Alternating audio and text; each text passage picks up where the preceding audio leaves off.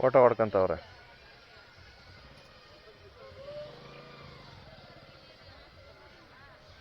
ನೋಡೋಣ ಯಾವಾಗ ಸೈಡ್ ಕೊಡ್ತಾರ.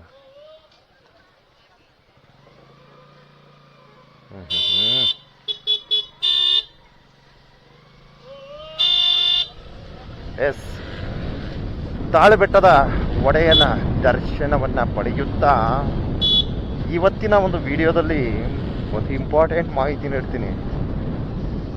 ಏನಪ್ಪ ಅದು ವಿಷಯ ಅಂದರೆ, ದಯವಿಟ್ಟು ನಮ್ಮ ಮಲೆ ಮಹದೇಶ್ವರ ಬೆಟ್ಟ ಏನು ಈ ಒಂದು ಪವಾಡ ಪುಣ್ಯಕ್ಷೇತ್ರಕ್ಕೆ ದ್ವಿಚಕ್ರ ವಾಹನದಲ್ಲಿ ರಾತ್ರಿ ಸಂಚಾರ ಮಾಡ್ತಕ್ಕಂಥವ್ರು ಜೋಪಾನ ಕಂಡ್ರಪ್ಪ. ಯಾಕೆ ಸರ್, ಏನು ಸರ್ ಏನಾಯಿತು ಅಂತ ಕೇಳಬಹುದು ನೀವು.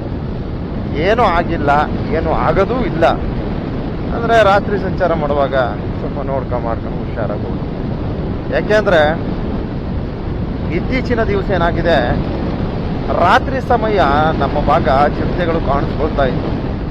ಈಗ ಹಗಲೊತ್ತಲ್ಲೇ ಕಾಣಿಸ್ಕೊಳ್ತದೆ ಗುರು, ಹಗಲೊತ್ತಲ್ಲೇ ಚಿರತೆಗಳು ಕಾಣಿಸ್ಕೊಳ್ತಾ ಇದೆ. ಸೊ ಈ ಸಂಬಂಧಿತವಾಗಿ ಸ್ವಲ್ಪ ಮಾಹಿತಿಯನ್ನು ನೀಡ್ತಾ ಇದ್ದೀನಿ. ನಾವು ಕಳೆದ 2-3 ದಿನಗಳ ಹಿಂದೆ ನಮ್ಮ ಸ್ನೇಹಿತರು ಕೊಟ್ಟಂತಹ ಒಂದು ಮಾಹಿತಿ, ಏನೋ ಶನಿ ಮಹಾತ್ಮ ದೇವಸ್ಥಾನ ಏನಿದೆ ಮೇಲೆಗೆ, ಆ ಶನಿ ಮಹಾತ್ಮ ದೇವಸ್ಥಾನದಲ್ಲಿ ಒಂದು ನಿಮಿಷ, ಅಯ್ಯೋ, ಈ ಥರ ಒಂದು ಕಟ್ಟೆ ಇದೆ, ಕಲ್ಲಿನ ಕಟ್ಟೆ. ಆ ಕಟ್ಟೆ ಆ ಒಂದು ಸಂದಲ್ಲಿ ಒಂದು ಚಿರತೆ ಮರಿ ಎದ್ದು ನಿಂತ್ಕೊಂಡು ರಸ್ತೆಯನ್ನು ವೀಕ್ಷಣೆ ಮಾಡ್ತಕ್ಕಂಥ ಒಂದು ದೃಶ್ಯ. ಅರ್ಥ ಆಯ್ತಾ? ಸೊ ಅವರು ವಿಡಿಯೋ ಮಾಡಿದ್ದಾರೆ, ಅಂದರೆ ಒಂದು ಚಿಕ್ಕದಾಗಿ ಮಾಡಿದ್ದಾರೆ ಅಷ್ಟೇ, ಬಟ್ ಅದು ಮೊಬೈಲ್ ಕ್ಲಾರಿಟಿ ಇಲ್ಲ. ಸೊ ಆದ್ದರಿಂದ ನಾನು ಹಂಗೆ ಡೈರೆಕ್ಟಾಗೆ ನಾನು ವಾಯ್ಸ್ ಮೂಲಕ ಮಾಹಿತಿ ಕೊಡ್ತೀನಿ. ಸೊ ಅದು ಎಲ್ಲಿ ಏನು ಅಂತ ನಾನು ಡೀಟೇಲ್ ಹೇಳ್ತೀನಿ. ದಯವಿಟ್ಟು ರಾತ್ರಿ ಸಂಚಾರ ಮಾಡ್ತಕ್ಕಂಥವ್ರು ವಾಹನ ಸವಾರರು ಜೋಪಾನ, ಇಷ್ಟು ಹೇಳೋದಕ್ಕೆ ಬಯಸ್ತೀನಿ. ಯಾಕೆಂದರೆ ಕೆಲವ್ರು ಗೊತ್ತಾಗಲ್ಲ, ಸುಮ್ಮನೆ ಅಡ್ಡದಿಡ್ಡಿ ನುಗ್ಕೊಂಡು ಹೋಗ್ತಾ ಇರ್ತಾರೆ. ಅದಕ್ಕೋಸ್ಕರ ಅರಣ್ಯ ಪ್ರದೇಶಗಳಲ್ಲಿ ನಿಧಾನಕ್ಕೆ ಬನ್ನಿ, ನಿಧಾನಕ್ಕೆ ಹೋಗಿ. ಒಂದು ಸ್ವಲ್ಪ ಆದಷ್ಟು ಹಗಲು ಸಮಯ ನಮ್ಮ ದ್ವಿಚಕ್ರ ವಾಹನ ಸವಾರರು ಸಂಚಾರ ಮಾಡಿದ್ರೆ ಒಳಿತು, ಇಷ್ಟು ಹೇಳೋದಕ್ಕೆ ಬಯಸ್ತೀನಿ. ನೋಡಿ, ಆ ಪ್ಲೇಸ್ ಎಲ್ಲಿ ಏನು ಅಂತ ತೋರಿಸ್ತೀನಿ. ಸೊ ಏನು ಹಗಲೊತ್ತಲ್ಲೇ ನಮಗೆ ಚಿರತೆಗಳು ಕಾಣಿಸ್ಕೊಳ್ತಕ್ಕಂಥ ಒಂದು ಸನ್ನಿವೇಶದ ಒಂದು ವಿಡಿಯೋ ವೀಕ್ಷಣೆಯನ್ನು ತೋರ್ಪಡಿಸ್ತೀನಿ. ದಯವಿಟ್ಟು ನಿರೀಕ್ಷಿಸಿ. ಇನ್ನೇನು ಕೆಲವೇ ಕ್ಷಣಗಳಲ್ಲಿ ನಾನು ಏನು ಶನಿ ಮಹಾತ್ಮ ದೇವಸ್ಥಾನ ಅಲ್ಲಿಗೆ ಭೇಟಿ ನೀಡ್ತೀನಿ. ಏನಾದರೂ ಸಾಧ್ಯವಾದರೆ ನಾನು ಒಂದಷ್ಟು ಚಿರತೆಗಳು ನನ್ನ ಕಣ್ಣಿಗೆ ಸಿಕ್ಬಿಟ್ರೆ ಮಾತ್ರ ಬಿಡಲ್ಲ, ಅದನ್ನ ಸೆರೆ ಹಿಡಿದು ನಿಮಗೆ ಖಂಡಿತ ನಾವು ವೀಕ್ಷಣೆಯನ್ನು ತೋರ್ಪಡಿಸ್ತೀನಿ. ಯಾಕಂದರೆ ಏನಾಗ್ತಾ ಇದೆ ಅಂದರೆ, ಇತ್ತೀಚಿನ ದಿವಸ ಈ ಚಿರತೆ ಮರಿಗಳಿಗೆ ಪಾಪ ಅವು ಎಲ್ಲೋಗ್ಬೇಕು, ಏನು ಮಾಡ್ಬೇಕಂತ ಗೊತ್ತಾಯ್ತಿಲ್ಲ, ದಿಕ್ಕೇ ತೋರಿಸ್ತಾ ಇಲ್ಲ. ಅವು ಎಲ್ಲಿಂದ ಬಂದ್ವು ಏನೋ ದೇವರೇ ಬಲ್ಲ.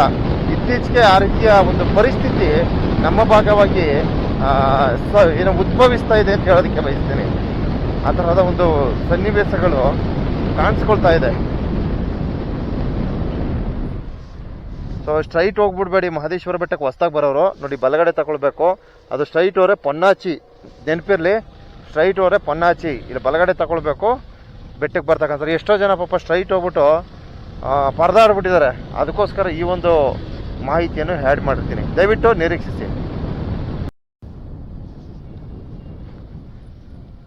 ಎಸ್, ಇನ್ನೇನು ಕೆಲವೇ ಕ್ಷಣಗಳಲ್ಲಿ ಶನಿ ಮಹಾತ್ಮ ದೇವಸ್ಥಾನ ಏನಿದೆ, ಈ ಒಂದು ರಸ್ತೆಯನ್ನು ಅನುಸರಿಸಿ ಹೋಗ್ತಾ ಇದ್ದೀನಿ. ಸೊ ಇಲ್ಲಿ ಹಗಲೊತ್ತಲ್ಲೂ ಚಿರತೆಗಳು ಕಾಣಿಸ್ಕೊಳ್ತದೆ ಬಂಧುಗಳೇ. ಸೊ ದಯವಿಟ್ಟು ನಿಮ್ಮ ಒಂದು ಮುಂಜಾಗ್ರತೆಯಲ್ಲಿ, ಏನು ತೊಂದರೆ ಇಲ್ಲ, ಆ ಬಡಗ ಹೋಗಿರ್ತವೆ, ಅದು ಏನು ಮಾಡ್ತವೆ ನಮ್ಮನ್ನ ಅಲ್ವರ. ನಾವು ನಿಂತ್ಕೊಂಡು ಚೀರಾಡೋದು ಕೂಗಾಡೋದು ಹಿಂಗೆ ಮಾಡಬಾರ್ದು, ಅರ್ಥ ಆಯ್ತಾ? ನೋಡಿ, ಮುಂದೆ ಅಲ್ಲೊಂದು ಸ್ಪಾಟ್ ಇದೆ, ತೋರಿಸ್ತೀನಿ. ಅಲ್ಲಿ ಚಿರತೆ ಕಾಣಿಸ್ಕೊಂಡಿರೋದು ಹಗಲೊತ್ತಲ್ಲಿ, ಸರಿ ಸುಮಾರು 1 ಗಂಟೆ, ಮಧ್ಯಾಹ್ನ 1 ಗಂಟೆ ಸಮಯದಲ್ಲಿ ಚಿರತೆ ಕಾಣಿಸ್ಕೊಳ್ತದೆ. ಯಾರೊಬ್ರು ಕಾರ್ನವರು ವಿಡಿಯೋ ಸಹ ಮಾಡಿರ್ತಾರೆ. ಸೊ ಇಲ್ಲಿ ಲಾಸ್ಟ್ ಟೈಮ್ ರಾತ್ರಿ ಟೈಮ್ ಒಂದು ಚಿರತೆ ಕಾಣಿಸ್ಕೊಂತು. ಸೊ ಇಲ್ಲೆಲ್ಲ ಬಗ್ಗೆ ಇಣುಕು ನೋಡ್ತಕ್ಕಂಥ ಒಂದು ಪರಿಸ್ಥಿತಿ. ಈ ಸ್ಥಳದಲ್ಲಿ ಚಿರತೆಗಳು ನೋಡ್ತವೆ ಗುರು. ನನಗೊಂದು ವಿಡಿಯೋ ಕ್ಲಿಪ್ ತೋರಿಸಿದ್ದಾರೆ, ನೋಡೋದು, ಇಣುಕು ನೋಡೋದು. ಅದು ಮರಿಗಳು, ದೊಡ್ಡದಲ್ಲ, ದೊಡ್ಡ ಚಿರತೆ ಅಲ್ಲ, ಮರಿ ಚಿರತೆಗಳು ಚಿಕ್ಕದಾಗವೆ, ಪಡ್ಡೆ ಅಂತಾರೆ ಅದಕ್ಕೆ. ಸೊ ಕಾರ್ನವ್ರು ಒಂದು ಕ್ಲಿಪ್ ತೆಗೆದಿರ್ತಾರೆ. ಹಾಗೆ ನಮ್ಮ ಏನು ತಾಳ್ಬಿಡ್ತಲ್ಲ ಒಬ್ಬರು ಹೀಗೆ ಒಂದು ವಿಡಿಯೋ ಕ್ಲಿಪ್ ತೆಗೆದಿರ್ತಾರೆ. ಸೊ ನೋಡಿ ಈ ಸ್ಥಳದಲ್ಲಿ ಅವ್ರಿಗೆ ಚಿರತೆ ಕಾಣಿಸ್ಕೊಂಡಿದೆ ನೋಡಿ, ಈ ಸ್ಥಳದಲ್ಲಿ ಅರ್ಥ ಆಯ್ತಾ ನೋಡಿ ಇಲ್ಲಿ. ಅದು ಏನೋ ಇದನ್ನ ಬಗ್ಗಿ ನೋಡೋದು, ಕಟ್ಟೆನ ಹತ್ಕೊಂಡು ಬಗ್ಗಿ ನೋಡ್ತಕ್ಕಂಥದ್ದು. ಸೊ ಆ ಥರದ ಒಂದು ಸನ್ನಿವೇಶ ನನಗೇನಾದ್ರು ಕಂಡ್ರೆ ನೋಡೋಣ. ಇನ್ಮೇಲೆ ಇಲ್ಲೊಂದು ಕ್ಲಿಪ್ ಹಿಡ್ಕೊಂಡೇ ಹೋಗ್ತೀನಿ. ಆ ಕಟ್ಟೆ ಸಂತೂಲ್ ನಿಂತ್ಕೊಂಡು ಬಗ್ಗಿ ನೋಡ್ತದೆ.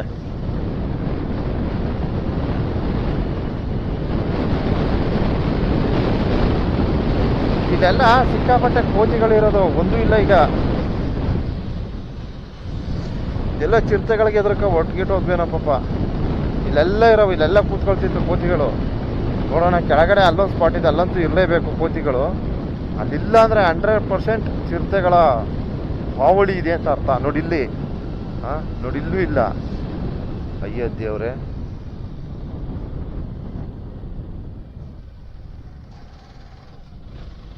ಅದರವು ನೋಡಿ ಇಲ್ಲೆಲ್ಲ ಒಂದು ಕೋತಿನೂ ಇಲ್ಲ ಗುರು. ಕೋತಿಗಳೆಲ್ಲ ಹೊರಟಾಗಿದೆ. ಓಹೋ, ಆಯ್ತು ಕತೆ. ಇಲ್ಲಂತೂ 100% ಇರಲೇಬೇಕು ಈ ಸ್ಪಾಟಲ್ಲಿ. ಅಯ್ಯೋ ದೇವ್ರೆ, ಎಲ್ಲಿ ಗುರು ಒಂದು ಕೋತಿನೇ ಇಲ್ವಲ್ಲ ಇಲ್ಲಿ. ಅಯ್ಯೋ ಶಿವನೇ, ನೋಡಿ ಒಂದು ಕೋತಿ ಇಲ್ಲ ಗುರು ಇಲ್ಲಿ. ವಾ,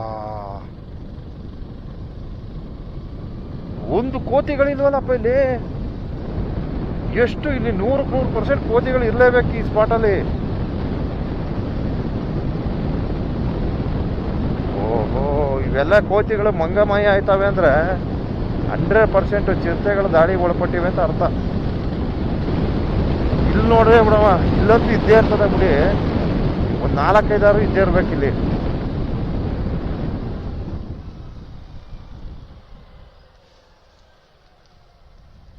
ಅದರ ಇಲ್ಲೂ ಇಲ್ಲ.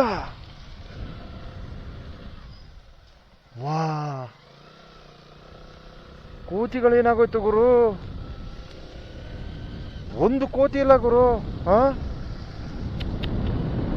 ಓಹೋ, ದಯವಿಟ್ಟು ಹುಷಾರು ಕಣ್ರಪ್ಪ, ದಯವಿಟ್ಟು ಹುಷಾರು. ಒಂದು ಕೋತಿ ಇಲ್ಲಪ್ಪ. ನೋಡ್ರಿ ನೀವೇ ನೋಡಿ, ಕಣ್ಣಾರ ನೋಡಿ ಎಷ್ಟು ಕೋತಿಗಳಿರೋದು ಗೊತ್ತಾ. ರಸ್ತೆ ತುಂಬ ಕೋತಿಗಳು ತುಂಬಿರೋದು. ಇಲ್ಲಿ ಒಂದು ಕೋತಿಗಳಿಲ್ಲ ಅಂದ್ರೆ ಅಲ್ಲಿಗೆ ಚಿರತೆಗಳು ಹೆಚ್ಚಾಗಿದೆ ಅಂತ ಅರ್ಥ. ಅಲ್ಲಿಗೆ ತಿಳ್ಕೊಂಬಿಡಿ.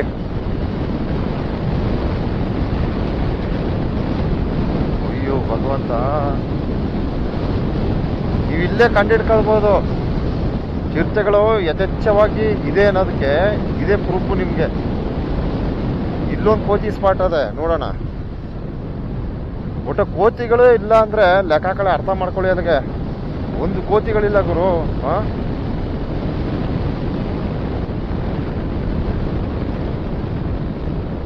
ನೋಡಿ ಇಲ್ಲೂ ಇಲ್ಲ.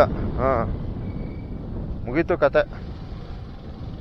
ನೋಡಿ ಇಲ್ಲೆಲ್ಲ ಇರೋದು, ಇಲ್ಲೆಲ್ಲ ಕೂತ್ಕೊಳ್ತಿದ್ವು ಕೋತಿಗಳು. ಒಂದು ಕೋತಿಗಳನ್ನ ನಾವು ನೋಡಕ್ ಆಗ್ತಾ ಇಲ್ಲ ನೋಡಿ. ಏನಪ್ಪ ಹಿಂಗ ಆಗೋಯ್ತಲ್ಲ ಪರಿಸ್ಥಿತಿ.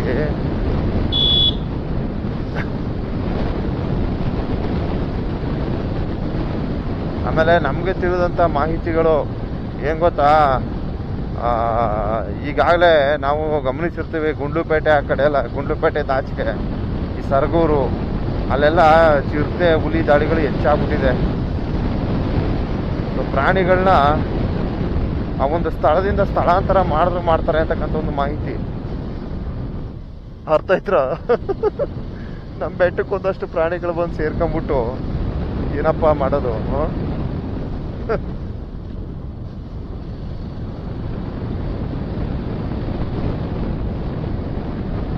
ಭಗವಂತ, ಒಂದು ಕೋತಿ ಇಲ್ಲ ಗುರು ಈ ರಸ್ತೆನಲ್ಲಿ. ನೋಡ್ರಿ, ಅಯ್ಯೋ ಶಿವ ಶಿವ. ಕೋತಿಗಳಿಲ್ಲ ಅಂದ್ರೆ ಅಲ್ಲಿಗೆ ನಾವು ಅರ್ಥ ಮಾಡ್ಕೊಬೇಕು, ಆ ಸ್ಪಾಟ್ ಅಲ್ಲಿ ಅವುಗಳು ವಾಸಿಸಲು ಯೋಗ್ಯವಾದ ಸ್ಥಳ ಅಲ್ಲ ಅಂತ. ಅರ್ಥ ಆಯ್ತಾ? ಒಂದು ಕೋತಿ ಇಲ್ಲ ಅಂದ್ರೆ ನಾವು ತಿಳ್ಕೊಬೇಕಾದ ವಿಚಾರ ಇಷ್ಟೇ. ಅವಕ್ಕೆ ಆ ಏರಿಯಾಗಳು ಯೋಗ್ಯವಾಗಿಲ್ಲ ಅಂತ. ನೋಡಿ ಒಂದೇ ಒಂದು ಮರಿ ಕಾಣಿಸ್ತಪ್ಪ ಇಲ್ಲಿ, ಒಂದೇ ಒಂದು, ಅದು ಕದ್ದು ಮುಚ್ಚಿ ಜೀವನ ಮಾಡ್ತವೆ ಅವು. ಒಂದೇ ಒಂದು ಕಾಣಿಸ್ತು ನನಗೀಗ.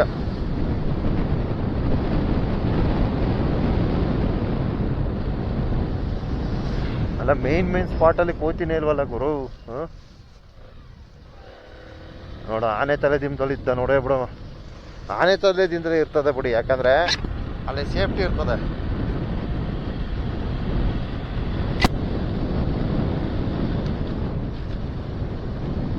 ನೋಡಿ ಇಲ್ಲಿ ಬಂದ್ಬಿಟ್ಟಾರ, ಯಾಕಂಡ್ರಿ ನೋಡಿ ಈ ಲೈನ್ ಬಂದವೆ ನೋಡಿ. ಓಹೋ, ಇಲ್ಲಿ ಊರು ಹತ್ರ ಇದೆ ಅನ್ಬಿಟ್ಟು ಎಲ್ಲ ಈ ಕಡೆ ಸ್ಥಳಾಂತರ ಆಗ್ಬಿಟ್ಟವೆ. ಒಳಗಡೆ ಕಾಡು ಬಿಟ್ಬಿಟ್ಟು ಇಲ್ಲಿಗೆ ಬಂದ್ಬಿಟ್ಟವೆಲ್ಲಪ್ಪ. ಈ ದಿಂಬದ ಹತ್ರ ಬಂದಿದೆ ಕೋತಿಗಳು. ಸೊ ಅಲ್ಲಂತೂ ಇಲ್ವೇ ಇಲ್ಲ. ಎಲ್ಲೇಳಿ ನಮ್ಮ ಆಲಹಳ್ಳ ಶನಿ ಮಹಾತ್ಮ ದೇವಸ್ಥಾನ ಅದೆಲ್ಲ ಆ ಏರಿಯಾನೇ ಬಿಟ್ಕೊಂಡ್ಬಿಟ್ಟವೆ ಈ ಕಡೆಗೆ. ಅಯ್ಯೋ ಕತೆ.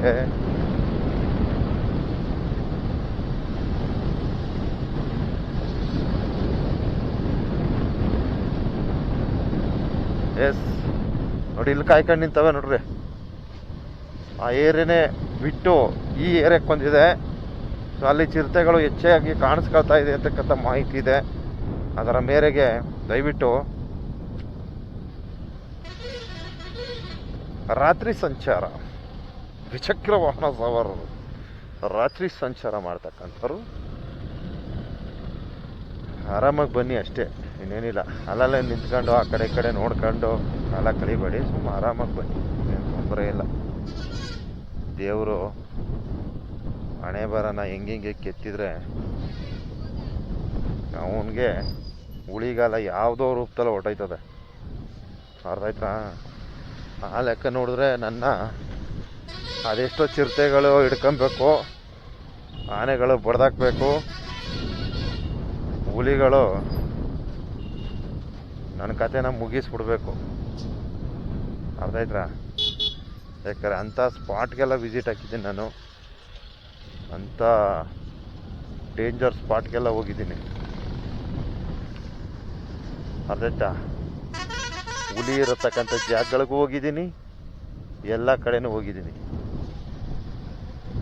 ಎಲ್ಲ ಭಗವಂತ ಮಲೆ ಮಹದೇಶ್ವರನ ಆಶೀರ್ವಾದ, ನಮಗೆಲ್ಲೂ ಒಂದು ಕಿಂಚಿತ್ತೂ ಸಮಸ್ಯೆ ಆಗಿಲ್ಲ. ಎಲ್ಲ ಅವನ ಆಶೀರ್ವಾದ. ಅವನು ಮನ್ಸು ಮಾಡಿದರೆ ಮಹದೇಶ್ವರ ನಮ್ಮೆಲ್ಲೋ ಏನೋ ಕತೆ ಮುಗಿಸ್ಬಿಡೋಣ. ನಮ್ಗೆ ರಕ್ಷಣೆ, ಭಗವಂತನ ಆಶೀರ್ವಾದ ಇದೆ, ಅವನ ರಕ್ಷಣೆ ಇದೆ.